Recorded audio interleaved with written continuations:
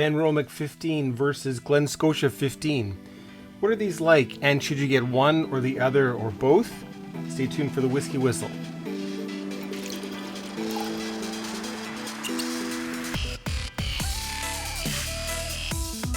What up, my whiskey people? Mark Kaufman here for Whisky Whistle on YouTube, sharing a little whiskey awesomeness from Winnipeg, the center of North America, bringing you another 2-up of 15-year-olds.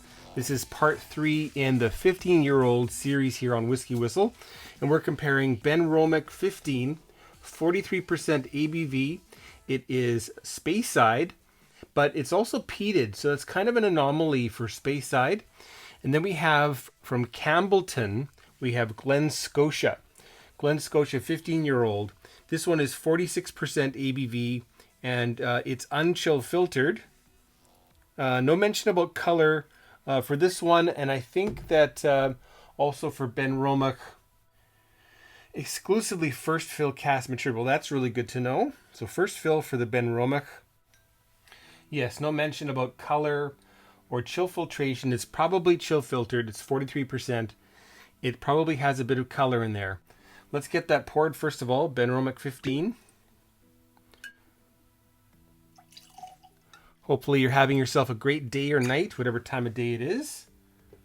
Right in the middle of summer here in Winnipeg. In the winter, Winnipeg is called Winterpeg. In the summer, it should be called Summerpeg because we have great summers. This year so far, though, has been pretty much a write-off. Let me improve my mood with a little bit of whiskey together with you. And let's look at the color first of all. What do we see there for color? I'm guessing these are pretty much even Steven. Benromach, I've got that on a little stand because it's kind of a short bottle. They just recently rebranded. A lot of people are up in arms over the rebranding of Benromach, and also a few other distilleries, Benromach as well. And in fact, they're looking a little bit too similar these days. So we'll check the legs out now. Before we do that, don't forget to subscribe to Whisky Whistle. Hit the bell, ding ding, so that you're notified of future Whisky Whistles.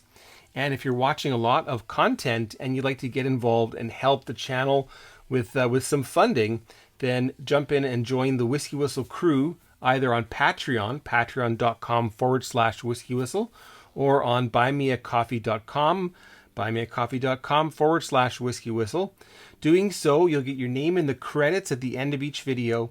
You'll get advanced viewing of each video, and also you'll earn yourself a Whisky Whistle glass with enough support. As mentioned in the last review, I've got shirts coming up as well that I think I'm really happy with the back. I'm gonna make this a little bit better, and probably switch suppliers for those. Right, the legs. Okay, let's check these legs out.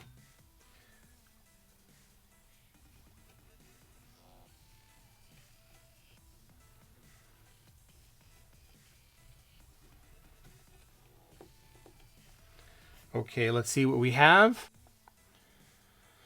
Yeah, quick first legs for Benromach.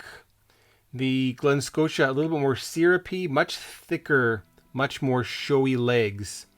Both of them pretty good though. I'm expecting we'll have a pretty good mouthfeel for each of these. We're going to get started with Benromach. We'll go through the nosing, the tasting, check out the finish, and neat and with water, and then give it a Whisky Whistle whiskey score, and then move over to Glen Scotia, and then we'll talk about the comparison, and if I think that you should grab just one or both. Oh, these legs are looking fantastic. Very, very drippy for Glen Scotia. Right. Whether you should get just one of them or both, we'll just close out the video that way. So starting with Benromach, the nose.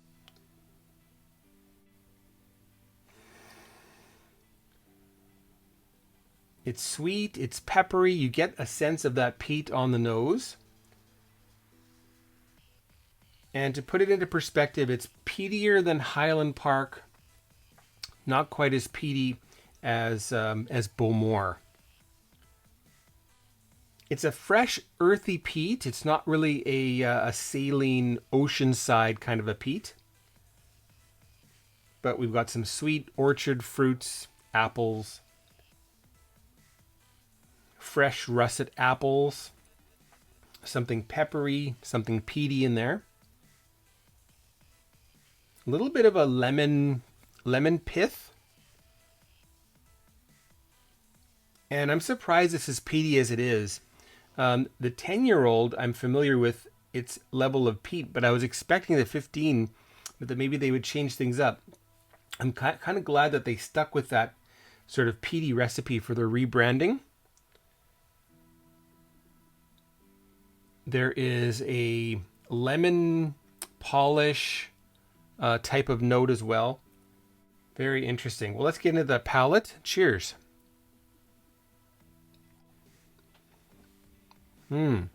It's got some interesting sweetness in there. A little bit different than what I thought it would be.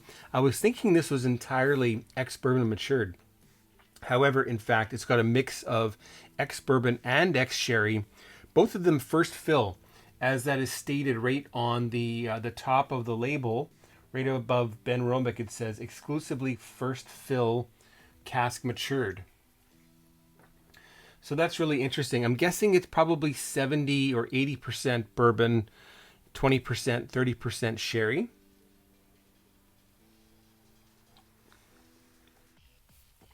I'm getting some quince on the palate. A good dollop of peat as well.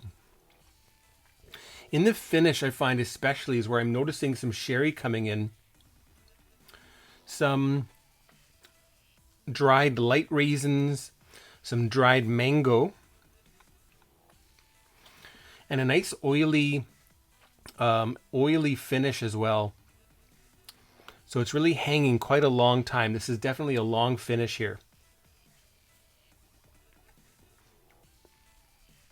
Something like blackberry on the palate, fresh blackberry, and then segueing into that light raisin, slightly tropical finish there with the peat and the pepper.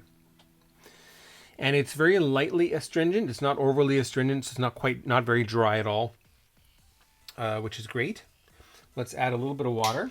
10 drops. 1, 2, 3, 4, 5, 6, 7, 8, 9, 10. 10 drops there. All right, a quick spin. Let's check that nose out. You get a sense of the sherry when you do this.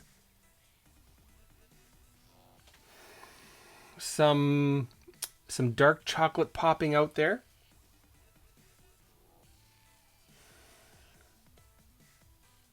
Definitely noticing more sweetness on the nose with water added. The peat is still there, but it's just moved a bit aside, allowing some sweeter tones to come through. Let's check that palate out. Cheers again. There's a bit of a chalky candy in there. Maybe some buttermints. A chocolate buttermint, if that exists.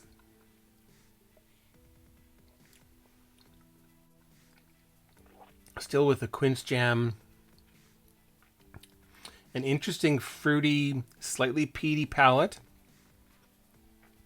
And then again, especially I'm noticing that raisiny dried fruit on the finish.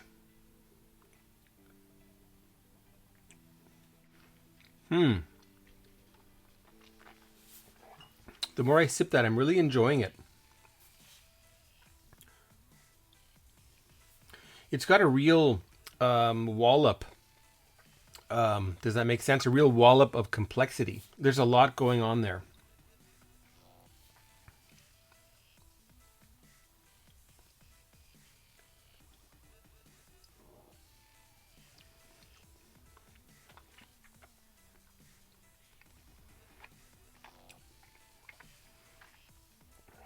Really nice, excellent palate, great finish, interesting nose, especially with water added. And again, that finish, very, very dried fruity, and a little bit of chocolate coming through with water added especially. Let's get on to the Whisky Whistle whiskey score for Benromach 15. What is that going to be, folks? It's going to be 91 out of 100. You heard it, 91 out of 100 is the Whisky Whistle whiskey score for Benromach 15. Needs a malt hug. And a little kiss on the cheek. Mwah. Very nice. Price to quality, I'd say it's quite good. So in Alberta, Canada, this is $130 Canadian. And for what you're getting here, 91 points, I'm going to say that that's great value. So do try that. I do wish it was higher proof. Gordon MacPhail, the owners, they could bump that up a little bit. But anyway, let's get into Glen Scotia. I'm going to refresh my nose. And I'm going to refresh my palate slightly with a little bit of coffee. Followed by some water. Ready. Okay, so Glen Scotia 15 from Campbellton. On the nose, you get some real interesting, unusual Campbellton funky notes, something mushroomy. A bit of mushroom, a little bit of peat. It's a tad smoky. Oh, and I've got some interesting, well, flocking going on there. So that's quite interesting. What that is the fact that it's unchill filtered. And over time, especially in a colder environment like this basement, you get some gathering of those unusual things, but they're okay. It's not bad. It's a good thing. And interestingly, this is also a little bit chocolatey on the nose. So there's an earthiness, something mushroomy, something peaty, something chocolatey. And this is also very interesting because it is only matured in American oak casks. I'm guessing there could be some staves, some sherry staves made into whatchamacallit, hogsheads. But that's just my conjecture based on the nose here. And it's an older style of whiskey for sure. Glen Scotia, as well as all of Campbellton, the whiskeys there represent an older style, a previous era of whiskey making in style compared to the rest of Scotland. Well, let's check out Glen Scotia on the palate as well. Cheers.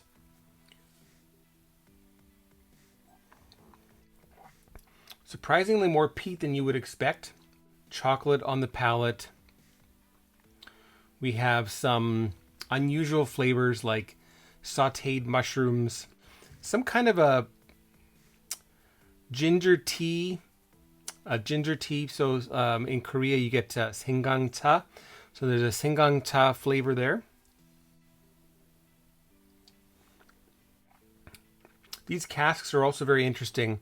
Again, this wood is, I would say, very, very good quality. I'm getting flavors of some burnt sugar, dark sugar, brown sugar, a little bit of burnt sugar as well. Dark toffee, like almost black toffee. A bit of sweet licorice.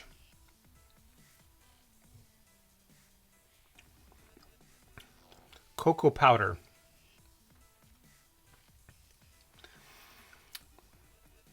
Interesting sweetness. It's sweeter than the Benromach 15.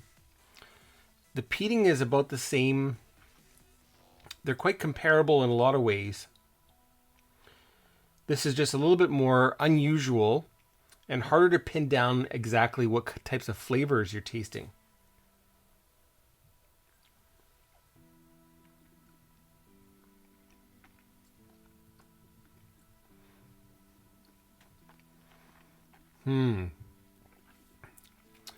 The licorice all sorts buttons. I'm getting some of the buttons flavor in there. So some aniseed extract. Okay, we'll add some water there. We'll do about the same 10 drops. 1, 2, 3, 4, 5, 6, 7, 8, 9, 10. There we go. And a little quick spin. The licorice is jumping out. That dark sugar. Old oak. Some mild peat. Bit of ginger.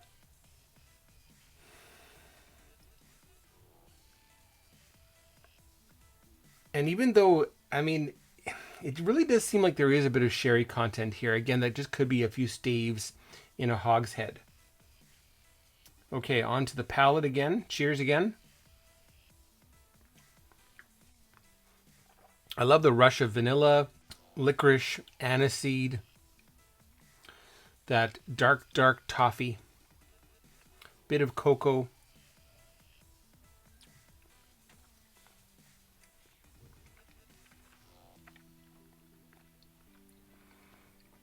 Very nicely mouth coating. 46% ABV. The flavor, however, is more like about 48%. So much more flavorsome than just 46. It's got more flavor going on than the Benromach. Similarly, very long finish. Peaty, bit peppery. A little bit of unsmoked, unlit, unburnt tobacco. Really lovely. That's a whiskey that you can really take a nice long time to enjoy a dram on a weeknight and get a lot of enjoyment out of that 1 ounce. Well, let's get on to the Whisky Whistle whiskey score, but first, a preemptive malt hug. Oh, yes. Glen Scotia, one of my most purchased whiskeys as of now, up till now, between the regular official bottles and independent bottlings. I probably have about 10 bottles of Glen Scotia on hand. Excellent. Oh, and it needs a malt kiss for sure, right on the Campbellton Fine Whiskey logo. Mwah. Great stuff. Oh yeah, the Whisky Whistle whiskey score. All right, so the Whisky Whistle whiskey score for Glen Scotia 15, what is that going to be, folks? It's going to be 92 out of 100. You heard it, 92 out of 100 is the Whisky Whistle whiskey score for Glen Scotia 15. And I think I saw the price point was roughly the same, $130. Yeah, the same price, roughly the same point scores. Let's compare them side by side now.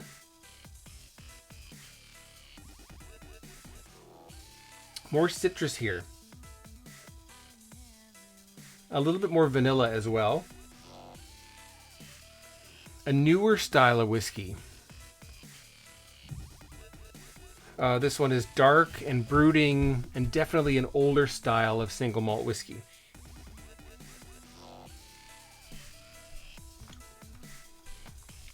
Peppery, the lemon zest, lemon pith, pardon me, bit of chocolate, that sherry complexity on the finish.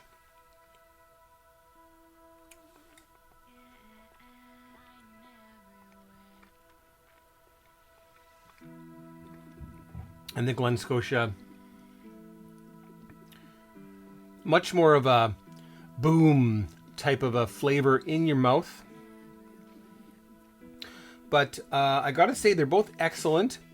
And I'm going to recommend to you that both of these should be on your hit list for 2022 or 2023 and beyond. Very, very good whiskeys.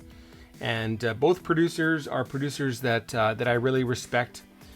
Gordon and MacPhail, and also the Loch Lomond Group, who own Glen Scotia.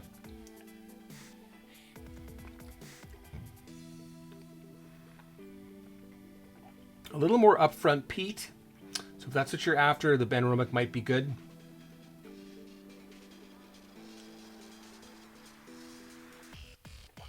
And the Glen Scotia, that bizarre mushroomy umami type of flavor coming through. Excellent stuff. Well, I sure hope you enjoyed that. Again, my name is Mark Kaufman. You're watching Whisky Whistle. Make sure you subscribe and check me out on Patreon. We'll see you for the next one, or buymeacoffee.com. See you for the next one. Bye now.